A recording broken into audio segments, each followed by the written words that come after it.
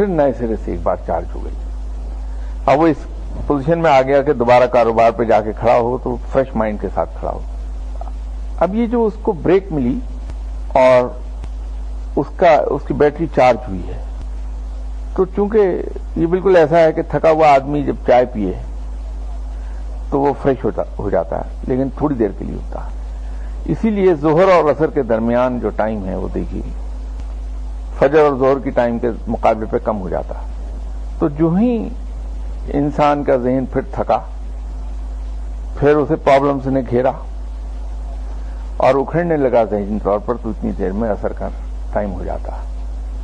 وہ پھر جھکتا ہے اپنے رب کے حضور اور دعا کرتا ہے، تو نئے سرے سے اسے پھر حوصلہ مل جاتا اور وہ پھر تھوڑی دیر کے لیے ہو گیا. اب اس کی وہ جو اسے حوصلہ ملا ہے، اس کی انڈیورنس ایکسٹینڈ ہوئی ہے، وہ بہت لمیٹڈ ٹائم کی ہوگی. اور اس کے بعد he calls it a day, کاروبار ختم کرتا اور مغرب کا ٹائم ہو گیا. اب اس کے بعد اس کے بیوی بچوں کا ٹائم ہے، فیملی کا. تو پھر اللہ کے حضور جھک کے اپنے تمام مسائل اللہ کے سامنے بیان کر کے تو لاشعوری طور پہ سائیکولوجیکلی پھر فریش ہو جاتا ہے کہ نہیں، میرا رب ہے، وہ مجھے لک آفٹر کرے گا. تو وہ پھر دوبارہ سے فریش ہوتا. تو اب جب اپنے بیوی بچوں کے پاس جاتا ہے، ان کو ٹائم دیتا ہے، تو بڑا فریش مائنڈ کے ساتھ دیتا ہے. اس کے ذہن سے وہ پرابلمس ہٹ گئی ہوتی ہیں، کیونکہ وہ اپنی تمام پرابلمس کو اللہ کی جھولی میں ڈال چکا کہ یا اللہ تو مالک ہے میرے مسائل کو تو ہی حل کر سکتا، تو یہ میرے مسائل مہربانی کر حل کر دے. تو وہ فریش ہو گیا. تو جب وہ فیملی کو ٹائم دے گا تو بالکل فریش مائنڈ کے ساتھ دے گا، بہتر فیملی لائف ہوگی اس کی. اس کے بعد رات کا وقت آتا تو وہ لمبی نماز پڑھتا ہے، حالانکہ تھکا ہوا ہے دن بھر کا. اگر آپ ویسے دیکھیں، انسانی نظر سے دیکھ لیں، دنیاوی نگاہ سے دیکھ لیں، تو پھر تو اسے کم ہونا چاہیے تھا، لیکن وہ اتنی ہی زیادہ لمبی ہے کہ وہ جتنی دیر زیادہ رب کے حضور حاضری دے گا، جتنی دیر زیادہ دنیا سے اس کا ناطا ٹوٹا رہے گا، اس کے بعد نیند اس کو اتنی ہی اچھی آئے گی، کیونکہ اتنا فریش سوئے گا، کیونکہ زیادہ دیر اللہ کے حضور رہا اور اس کو یہ احساس زیادہ دیر تک رہا کہ میرا رب میرے ساتھ ہے، میرا کوئی ہے جو مجھے لک آفٹر کرتا ہے، میرا کوئی ہے جو میرا مددگار ہے اور میرے مسائل کو حل کر دے گا. تو وہ پھر بالکل فریش مائنڈ کے ساتھ سوئے گا. اسلام نے یہ جو نفسیاتی امراض ہیں اس کو کم سے کم رکھنے کا بندوبست کر دیا ہوا ہے. یہ نماز اس کا ایک ذریعہ ہے. یہ دنیاوی فوائد بتا رہا ہوں، حالانکہ نماز کا مقصد یہ نہیں. نماز جو رب تعالیٰ نے ہم پہ فرض کی تو ہم یہ نہیں کہہ سکتے کہ وہ اس لیے کی تھی کہ ہم نفسیاتی مریض نہ بنیں، بلکہ وہ تو اس لیے تھی کہ وہ ہمیں برائیوں سے روک لے. لیکن اس کا ایک دنیاوی فائدہ جو ہے، ضمنی فائدہ یہ بھی ہے جناب. جناب دیکھیے، آپ اقبال صاحب ماشاءاللہ ریلوے میں سینئر پوزیشن پہ ہیں، لیکن ریلوے کا ہیڈ جو ہے وہ چیئرمین ہے. چیئرمین آپ کے کام سے بہت خوش ہو جاتے ہیں اور اس بات سے بہت خوش ہوتے ہیں کہ جو کوڈ آف کنڈکٹ چیئرمین نے آپ کے لیے مقرر کیا تھا، آپ نے اس کو لیٹر اینڈ اسپرٹ میں اسے فالو کیا، بلکہ یہ gone beyond call of duty ایک لمبے عرصے تک. تو چیئرمین خوش ہو کے ایک آرڈر پاس کر دیتے ہیں ان رائٹنگ کہ صاحب جو اقبال صاحب ہیں یہ جو بھی مانگیں ان کو دے دیا جائے، جو ان کی فائنینشیل ریکوائرمنٹ ہے وہ فوری طور پہ پوری کر دی جائے، جو پرسنل ریکوائرمنٹ ہے ان کی وہ فوری طور پہ پوری کر دی جائے. تو آپ کے جو ڈویژنل اکاؤنٹنٹ ہیں ان کو بھی چلا جاتا، آپ کے جو جنرل مینیجر ہیں ان کو بھی یہ سرکولر چلا جاتا. اب آپ کہتے ہیں کہ صاحب مجھے فوری طور پہ 3 فورمین چاہیے، اور جنرل مینیجر جو ہے 2 منٹ میں آپ 3 فورمین دوسری جگہ سے ٹرانسفر کر کے دے دیتا ہے. یہ سب ہو رہا ہے. آپ کی ذرا سی خواہش پر کام 5 منٹ میں ہو جاتا فوراً. تو کیا اس کا مطلب یہ ہے کہ آپ ریلوے کے چیئرمین ہو گئے؟ تو یہ تو چیئرمین کی ایک عنایت ہے آپ پر، آپ کے کام سے خوش ہو کر، آپ کے کنڈکٹ سے خوش ہو کر۔ تو جو کن فیکن کا مالک ہے، اگر وہ کسی شخص کے کام سے خوش ہو کر یہ حکم جاری کر دے کہ میرا یہ بندہ جو مانگے اس کو فوراً دے دیا جائے، تو معاذ اللہ کیا کن فیکن کا مالک ہو جائے گا؟ وہ نہیں، وہ ماتحت ہی رہے گا، اس کی تخلیق ہی رہے گا، لیکن اس کی عنایات بے پایاں ہو گئی ہیں اس آدمی پہ، صرف اس لیے کہ اس نے انکنڈیشنل سبمیشن شو کی ہے، ٹوٹل سبمیشن میں گیا ہے وہ بندہ۔ یہ ہے سارا کھیل سورہ یاسین کی اس آیت کا ترجمہ جو نہیں، وہ قطعی طور پہ غلط ہے۔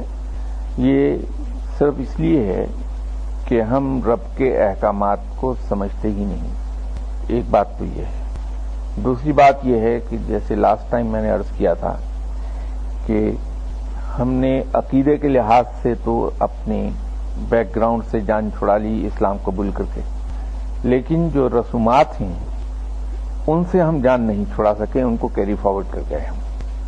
ہندو معاشرے کے اندر اس قسم کے توہمات بہت ہیں، بلکہ یہ کہنا غلط نہیں ہوگا کہ ہندو مذہب جب انٹروڈیوس ہوا تھا اس وقت کے لحاظ سے تو اس کے اندر بہت سی اچھی چیزیں تھیں جو آج بھی ہندوؤں میں موجود ہیں، اور ہمیں بخل سے کام نہیں لینا چاہیے کسی کافر کی خوبی کو بیان کرنے میں، کیونکہ یہ بھی مسلمان کی شان ہے کہ وہ دشمن کی خوبی کو بھی بڑے اسی خوبصورت انداز میں پیش کرتا ہے جس خوبصورت انداز میں اپنی خوبی کو۔ انصاف کا تقاضا یہی ہے، اور مسلمان انصاف کو ہاتھ سے جانے نہیں دیتا کبھی۔ ہندو آج بھی پبلک ویلفیئر کا کام بہت کرتا ہے۔ اگر آپ انڈیا میں چلے جائیں تو شام کے وقت آپ کو اکثر چھوٹے چھوٹے ریسٹورانٹس کے باہر لمبی قطاریں دکھائی دیں گی، جن کو وہ ہمارے الفاظ میں اللہ کے نام پہ کھانا کھلا رہا ہے، وہ اپنے وہ جس بھی اینگل سے کھلا رہا ہو، لیکن ہم اس کو اپنے الفاظ میں کوئی بات کر دیں کہ بھوکے کو کھانا کھلا رہا ہو۔ جانوروں کے پینے کی جگہیں بہت سی وہ بنا دیتے ہیں۔ یہ نیک کام ہے جس کو تسلیم کرنے میں ہمیں آر نہیں ہونا چاہیے۔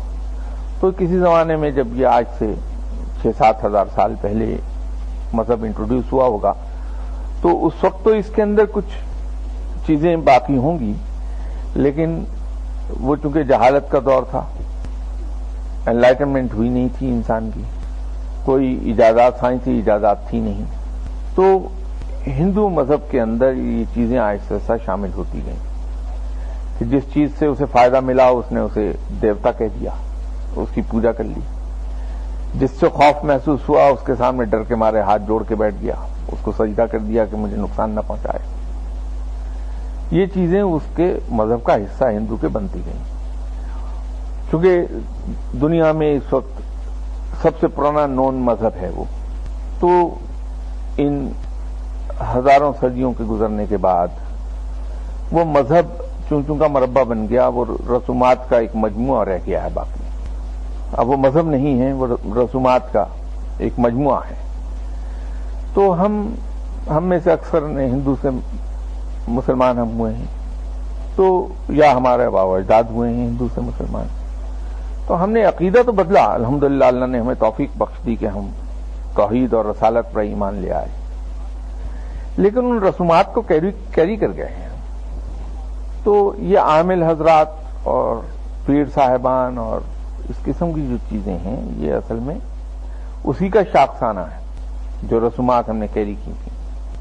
تو ہم بجائے اس کے کہ یہ دیکھیں کہ اس معاملے میں رب تعالیٰ کے احکامات کیا ہیں، آپ صلی اللہ علیہ وسلم نے کیا تلقین فرمائی ہے، ہم عاملوں اور پیروں کے پیچھے بھاگنے لگتے ہیں۔ کلیئرلی آپ صلی اللہ علیہ وسلم نے فرمایا کہ جب بیمار ہو تو اپنا علاج کرو۔ ہم آپ صلی اللہ علیہ وسلم کے فرمان کو نہیں دیکھتے، ہم اپنے ان رسوماتی جارگن میں پھنسے ہوئے تو فوراً دوڑتے ہیں کسی پیر کی طرف، کسی عامل کی طرف، تعویذ گنڈے کرنے والے کی طرف، اور اس پروسیس میں ہم اپنے عزیز کا ستیاناش کرا لیتے ہیں. کسی کو اگر ہسٹریا کا دورہ پڑتا ہے تو عامل صاحب تو کہہ دیں گے صاحب ان پہ جن آ گیا، اور طرح طرح کی اذیتیں اس مریض بیچارے کو دینا شروع کر دیں گے.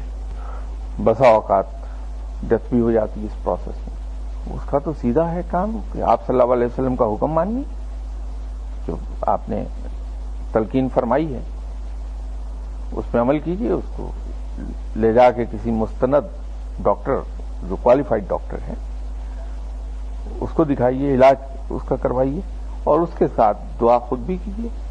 دوسرے مسلمان بھائیوں سے بھی کہیے کہ دعا کیجیے رب کے حضور اس کے لیے کہ اللہ اسے شفا عطا فرما دے، تو مسئلہ حل ہو جاتا ہے. دیکھیے جنات کے وجود سے تو انکار نہیں ہے، ان کا وجود ہے، لیکن اس سے آگے جو باتیں ہیں کہ صاحب کسی درخت پہ سایہ ہے، کوئی آندھی آئی ہے تو اس میں جنات ہوں گے، یہ باتیں درست نہیں ہیں. یہ وہی ہے جو میں ابھی عرض کر رہا تھا کہ جو ہم نے کیری فارورڈ کی ہیں ہندو معاشرے سے، یہ وہ ہیں. صرف اتنا ہے، اور اگر کہیں اس کو بھی اینالائز کر لیں کہ ہندوازم کے اندر یہ وہم کیسے پل گئے، تو آدمی کو بعض اوقات حیرت ہوتی ہے کہ اس کی اپنی ایک توجہ موجود ہے. دیکھیے درخت جو ہیں رات کے وقت آکسیجن ایبزارب کرتے ہیں اور کاربن ڈائی آکسائڈ خارج کرتے ہیں. اگر کوئی شخص رات کو درخت کے نیچے سوئے گا، اس کا مطلب یہ ہے کہ وہ ایک طرح سے کاربن ڈائی آکسائڈ ٹینٹ میں سو رہا ہے، جو اس کی صحت کے لیے اچھا نہیں ہے. تو بزرگوں نے چونکہ اس وقت تعلیم اتنی نہیں تھی اور یہ چیزیں نون نہیں تھیں، یہ دیکھ کے کہ درخت کے نیچے رات کو سونے والا آدمی بیمار ہو جاتا ہے، اس کو روکنے کے لیے یہ کہا کہ صاحب اس پر تو جن رہتے ہیں، اس پر آدمی اگر اس کے نیچے سوئے گا تو اس پہ جنات کا سایہ آ جائے گا. تو وہ در حقیقت اس کے پیچھے بات اتنی ہے کہ چونکہ درخت رات کو کاربن ڈائی آکسائڈ ایکزیل کر رہے ہیں، خارج ہو رہی ہے ان سے، تو کاربن ڈائی آکسائڈ انسانی جسم کے لیے فائدہ مند نہیں ہے ایک حد سے آگے. تو اس سے بچانے کے لیے یہ تھا، ہم نے اس کو کسی اور رنگ میں تسلیم کر لیا. اسی طرح آندھی جو ہے، اب آندھی کے اندر جس زمانے میں یہ کہیں وہم پلا، اس وقت آبادی بہت کم تھی، رکاوٹیں کم تھیں، تو آندھی کی رفتار کھلی جگہ پر تیز ہوتی ہے، تو اس کے اندر مختلف چیزیں اڑ کے آتی ہیں. لوہے کے ٹکڑے ہو گئے، ٹین کی چھتیں ہو گئیں، بھاری ٹہنی ہو گئی، تو اس سے چوٹ لگ جاتی ہے. اب وہ بزرگوں نے انسان کو اس سے دور رکھنے کے لیے کہ جو ہی تیز آندھی چلے آپ کسی محفوظ جگہ پر چلے جائیے، اس کو یہ رنگ دے کے انسان کو دور رکھنے کی کوشش کی. ہم نے اسے سچ جان لیا کہ صاحب آندھی کے اندر جن آتے ہیں، کیونکہ آندھی میں تو مٹی اڑ رہی ہے اور چیزیں ہیں نقصان دہ. تو آندھی جب آئے تو بجائے اس کے کہ آپ اوپن میں کھڑے رہیں تو کسی چھت والی جگہ پہ پناہ لے لیجئے. وہ بات صرف اتنی سی تھی جس کو ہم نے کہا کہ نہیں صاحب اس میں تو جنات آتے ہیں. جنات اس میں آندھی میں کہاں سے آئیں گے؟ بیچارے جنات کیا اتنے ہلکے تو نہیں ہیں کہ آندھی اڑا کے لے آئے ان کو.